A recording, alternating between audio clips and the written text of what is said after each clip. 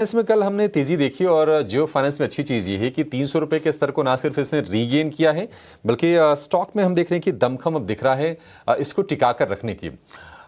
हाल फिलहाल हमने देखा है कि कारोबार को कंसोलिडेट करने पर फोकस कर रही है। जियो पेमेंट्स बैंक में जो एसबीआई का स्टेक था उसको जियो ने उसको खरीदा। कल खबर ये आई कि जियो पेमेंट्स बैंक में 190 करोड़ रुपए का फिर से निवेश किया है और 19 करोड़ शेयर सब्सक्राइब किए हैं जियो पेमेंट्स बैंक के जियो फाइनेंशियल ने। पंकज सर, जियो फाइनेंशियल अब तक कारोबार नहीं था, फिर भी हम देख रहे थे कि काफ़ी अच्छा रुझान था। अब तो धीरे धीरे बिजनेस की शुरुआत हो जाएगी। एसेट मैनेजमेंट कारोबार के ब्लैक रॉक के साथ उन्होंने जेवी किया था, बाकी भी बिजनेसेस में अच्छे से एक्सपेंड करेगी। और कंसिडरिंग द फैक्ट कि रिलायंस अपने अग्रेसिव अप्रोच के लिए जानी जाती है, मार्केट लीडरशिप के लिए पुश करती है खुद को, जियो फाइनेंस मान लीजिए जिन्होंने 200 रुपए के आसपास शेयर नहीं लिया, क्या 300 रुपए के आसपास उनको निराश होना चाहिए कि भाव बढ़ गया, या फिर यहां से आगे की अपॉर्चुनिटी को देखकर शेयर पर दांव लगाना चाहिए? तो देखिए, जियो फाइनेंशियल पे मॉडलिंग करना बहुत मुश्किल है, बिकॉज अभी इसमें जो वैल्यू डिराइव होती है दो चीजों से होती है कि इनके जो नेटवर्क है करीब 20,000 की है, एंड ओवरऑल इनके पास में रिलायंस इंडस्ट्रीज के शेयर हैं जिसमें इनको थोड़े डिविडेंड इनकम आती है, एंड जो भी इनके प्लान्स हैं वो अगेन 4 या 5 साल में अनफोल्ड होंगे।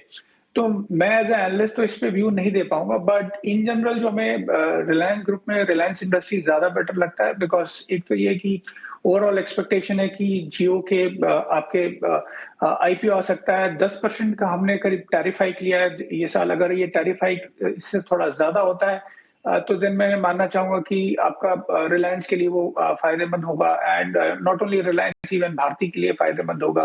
एंड जो टेलीकॉम में मेन कैपेक्स है, मेजर कैपेक्स है, that is largely behind us, चाहे वो जियो के लिए हो या फिर भारती एयरटेल के लिए हो।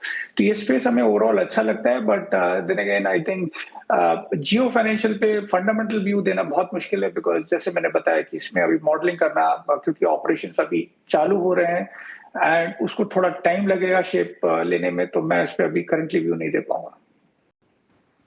नजरिया जियो फाइनेंशियल सर्विसेज पर। लेकिन इस बीच महाराष्ट्र इलेक्ट्रिसिटी को लेकर एक बड़ी खबर निकल कर आई है, जहां पर महाराष्ट्र में इलेक्ट्रिसिटी के टैरिफ्स कम होते हुए नजर आएंगे।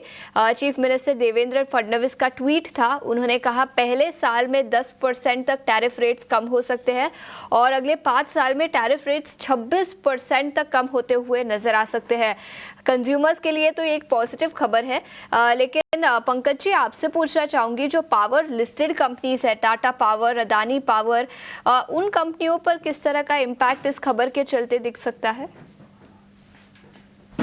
पूरा अनाउंसमेंट डिटेल में देखना पड़ेगा, बट पावर स्पेस में जो हमें डिस्ट्रीब्यूशन साइड है वो काफी बेहतर लगता है। अभी डिस्ट्रीब्यूशन साइड हालांकि ज्यादातर ध्यान लोगों का जनरेशन साइड में रहता है, बट डिस्ट्रीब्यूशन में करीब 9.5 लाख करोड़ का सरकार केपेक्स का बात कर रही है। तो वहां पे हमें लगता है कि काफी सारे अपॉर्चुनिटीज निकल के आएंगे, जैसे कि नया लिस्टिंग हुआ है सीमेंस एनर्जी का, वो हमें अच्छा लगता है। पावर ग्रिड अच्छा लगता है।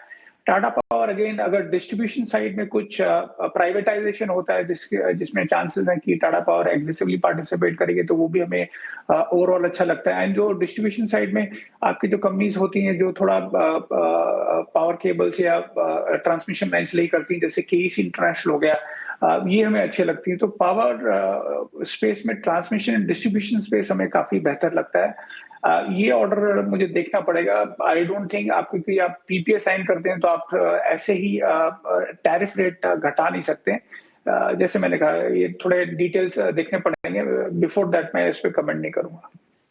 ये नजरिया पावर सेक्टर पर। लेकिन इस बीच